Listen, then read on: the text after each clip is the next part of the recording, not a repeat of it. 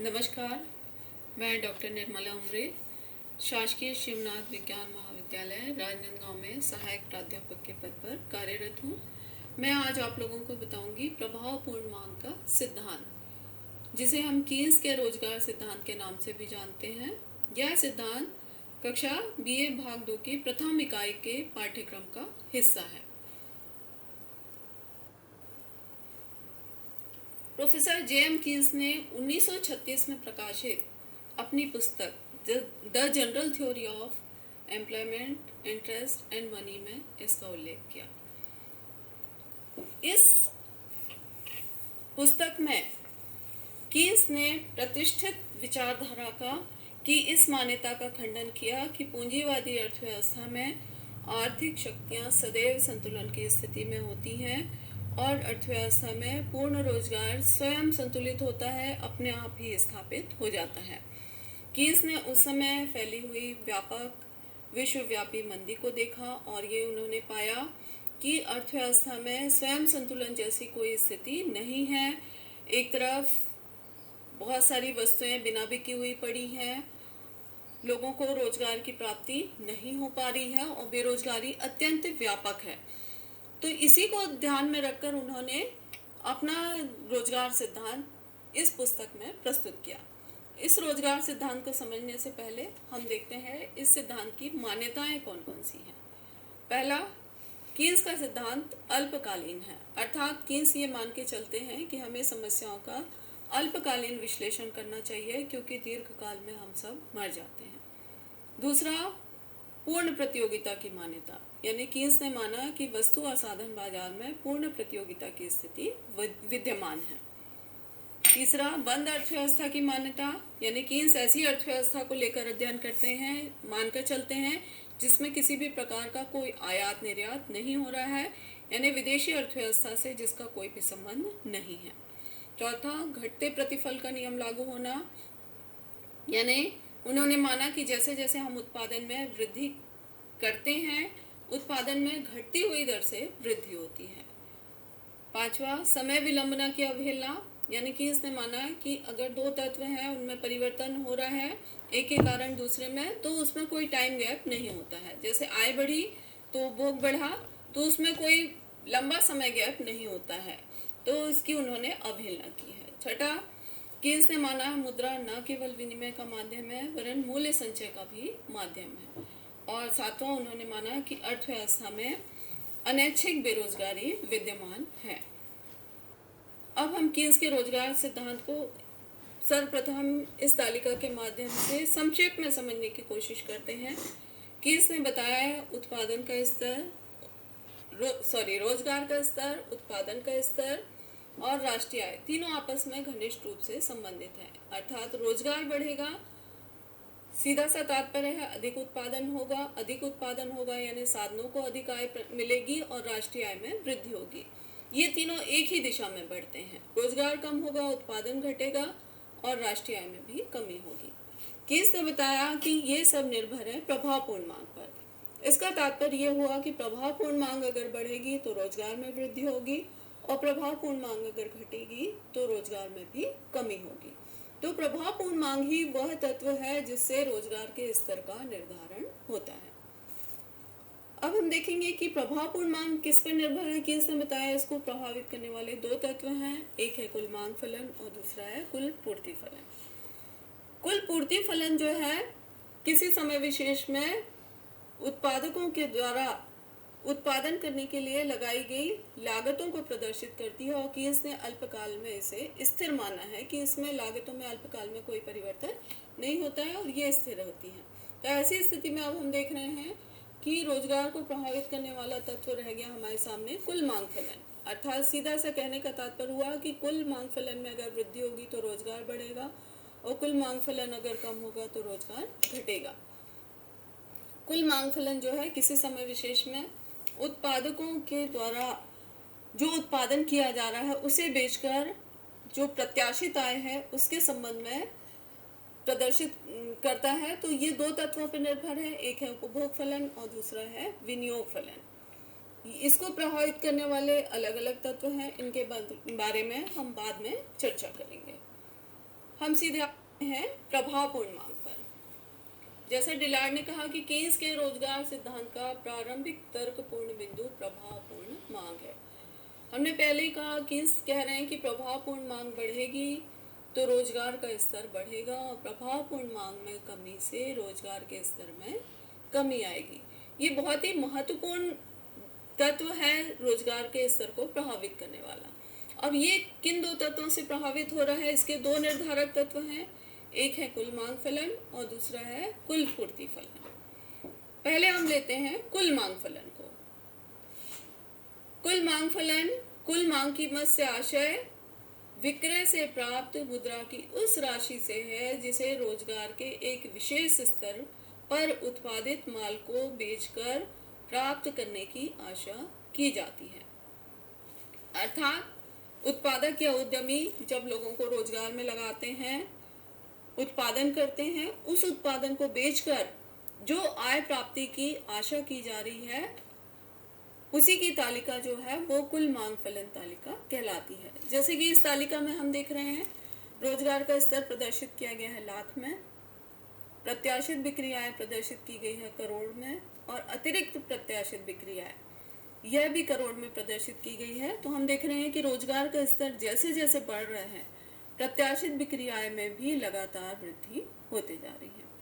लेकिन जब हम अतिरिक्त प्रत्याशित बिक्री आय पर वृद्धि ध्यान देते हैं तो हम देखते हैं कि जब रोजगार का स्तर 1 लाख से 2 लाख किया गया तो प्रत्याशित बिक्री आय 22 करोड़ से बढ़कर 41 करोड़ हुई, अर्थात उसमें 19 करोड़ की वृद्धि हुई। फिर हम देख रहे हैं जब 2 से 3 हुआ, 41 से बढ़कर 60 यानी 19 करोड़ की वृद्धि। 3 से बढ़कर 4 लाख हुआ, 60 से बढ़कर 76 लाख यानी 16 करोड़ की वृद्धि। फिर 14 करोड़ की वृद्धि। अतिरिक्त प्रत्याशित बिक्री आय जो है हम देख रहे हैं लगातार कम होते जा रही है। इसका कारण ये है कि जैसे जैसे रोजगार का स्तर बढ़ेगा, निश्चित रूप से उत्पादन में वृद्धि होगी। उत्पादन जब बढ़ेगा तो कीमतों में कमी आएगी, और कीमतों में कमी आएगी तो इस कारण से अतिरिक्त प्रत्याशित बिक्री आय जो है वो लगातार कम होते जा रही है, उसमें गिरावट की स्थिति हमें देख रही है।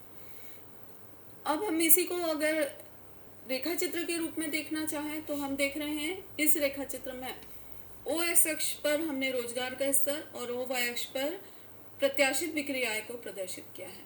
हमारा जो कुल मांग वक्र है, एग्रीगेट डिमांड का, हम देख रहे हैं बाएं से दाएं ऊपर की ओर जाता हुआ है।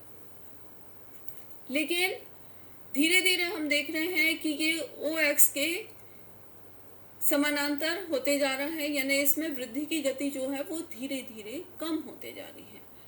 अर्थात अतिरिक्त प्रत्याशित बिक्री आय घटने के कारण ही हम देख रहे हैं कि ये एग्रीगेट डिमांड कर्व जो है वो झुकता हुआ है।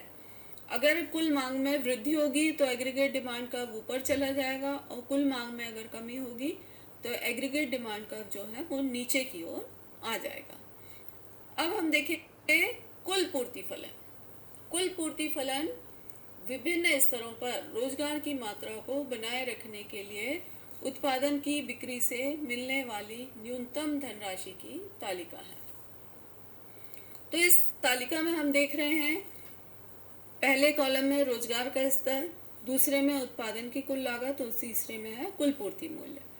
हम देख रहे हैं कि रोजगार का स्तर जैसे जैसे बढ़ रहा है, अधिक उत्पादन होगा तो कुल लागत में भी क्या है, वृद्धि होते जा रही है, और कुल पूर्ति मूल्य भी उसी के अनुरूप बढ़ते जा रहा है। ये उस न्यूनतम राशि को प्रदर्शित कर रहा है कि अगर उत्पादक को ये राशि नहीं मिलेगी तो वो इतने लोगों को रोजगार नहीं दे पाएगा।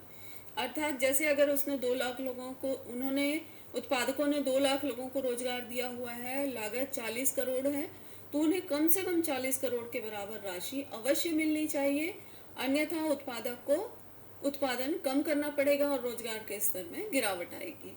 तो रोजगार के किसी स्तर को बनाए रखने के लिए जो राशि उत्पादक को मिलनी चाहिए वो कुल पूर्ति फलन उसे ही प्रदर्शित करता है।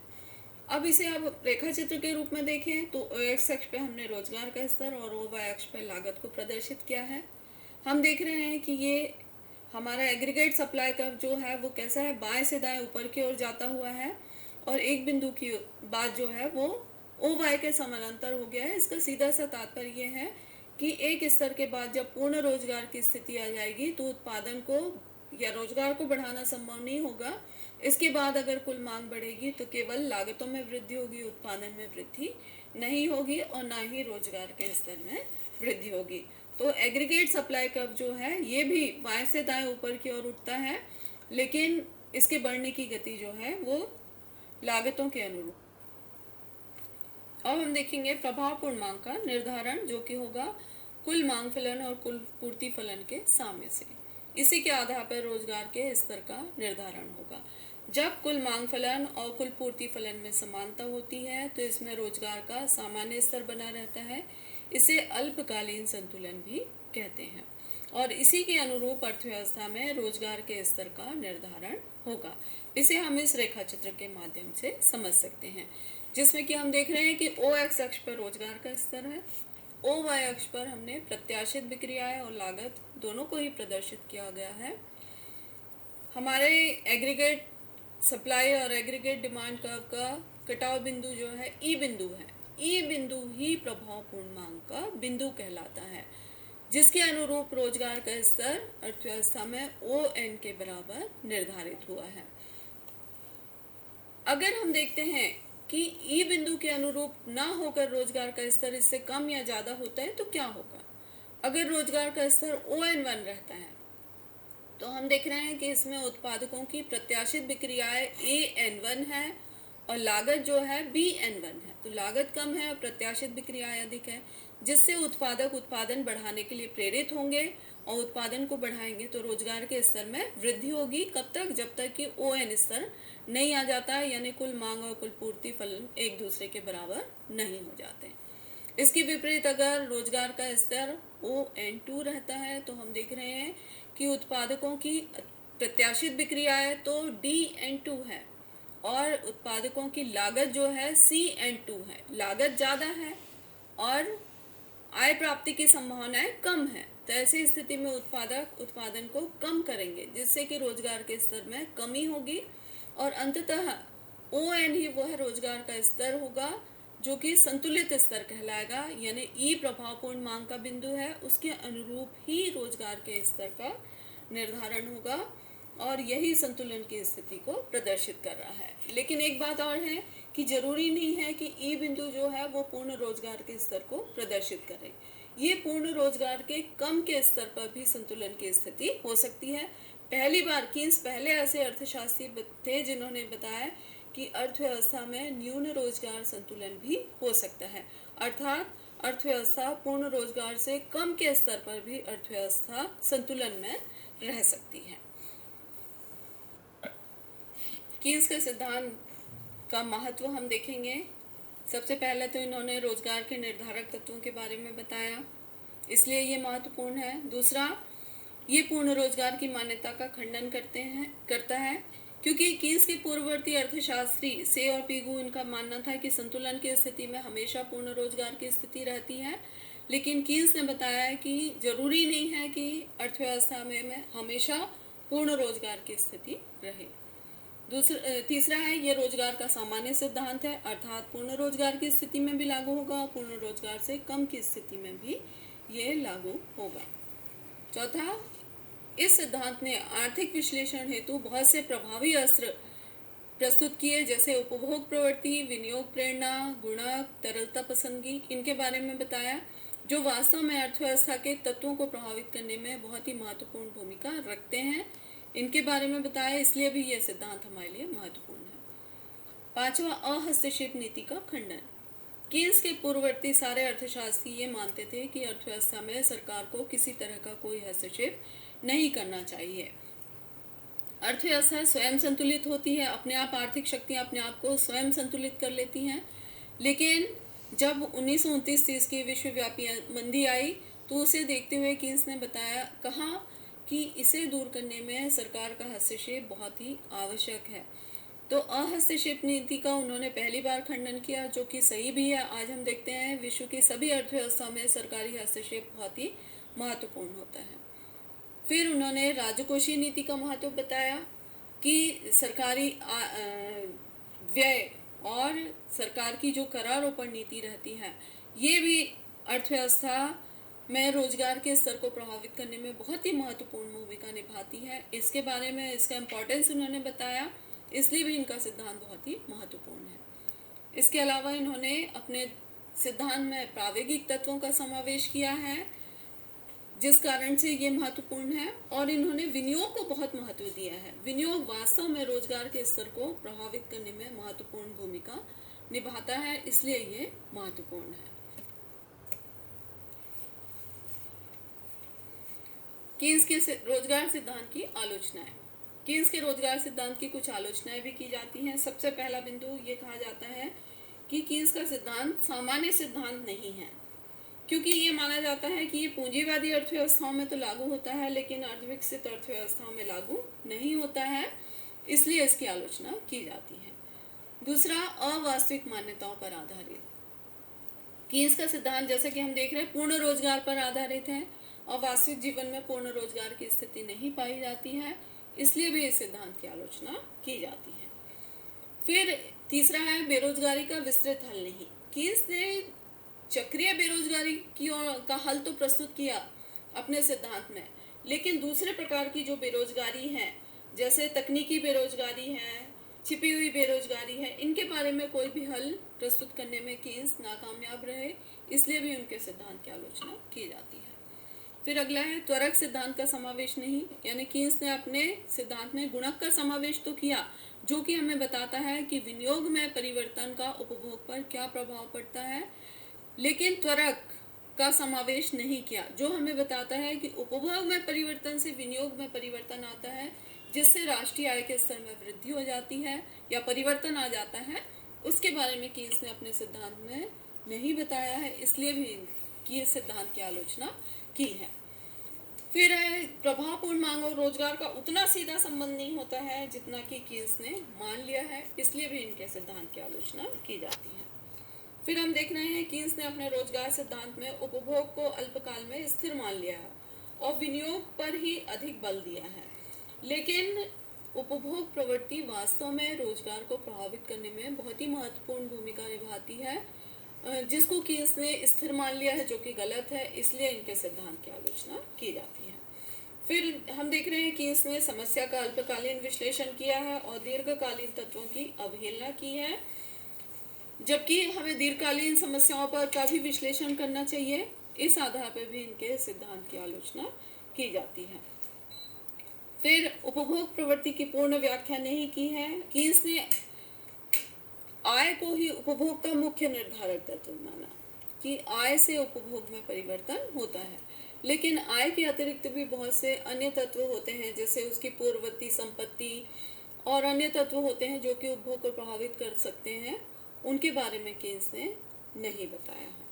और वितरण की समस्या का हल उन्होंने प्रस्तुत नहीं किया है कि उत्पत्ति के साधनों में किस प्रकार से उनको प्रतिफल की प्राप्ति होगी, इसके संबंध में कोई समाधान उन्होंने प्रस्तुत नहीं किया है।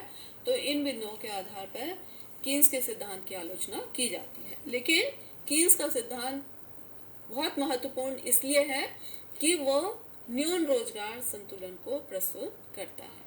धन्यवाद।